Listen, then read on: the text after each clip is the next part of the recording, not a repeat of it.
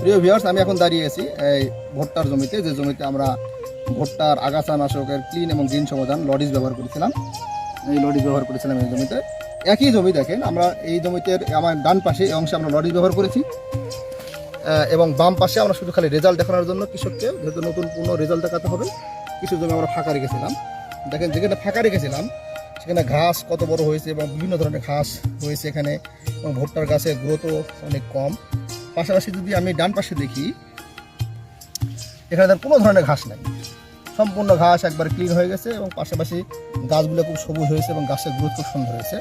যাক, আপনারা একই জমিতে লডিস ব্যবহৃত জমির অংশ আর লডিস ব্যবহার না করা জমির অংশ, এটা দেখে বুঝতে পারছেন আসলে লডিসের কত সুন্দর ঘাসের সমাধান।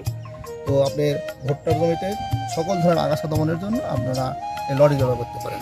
তো লডিস ব্যবহারের নিয়ম যদি আমি বলি, যে ভুট্টা লাগানোর পরে যখন সম্পূর্ণ ঘাস পরিপূর্ণভাবে ফুটিয়ে বের হবে জমিতে, জার্মিনেশন হবে এবং ঘাসের বয়স 3 থেকে 4 পাতা হবে, তখনই হলো জমিতে লডিস ব্যবহার করার উপযুক্ত সময়, এবং মাটিতে রস থাকতে হবে। এই দুটো কন্ডিশন মেনে আমরা যদি জমিতে লডিস ব্যবহার করি, তাহলে আপনার ভুট্টার জমিতে যত ধরনের আগাছা আছে সম্পূর্ণ আগাছা দমন হবে এবং জমিটা একবারে ক্লিয়ার হয়ে যাবে এবং গাছটা খুব সবুজ থাকবে।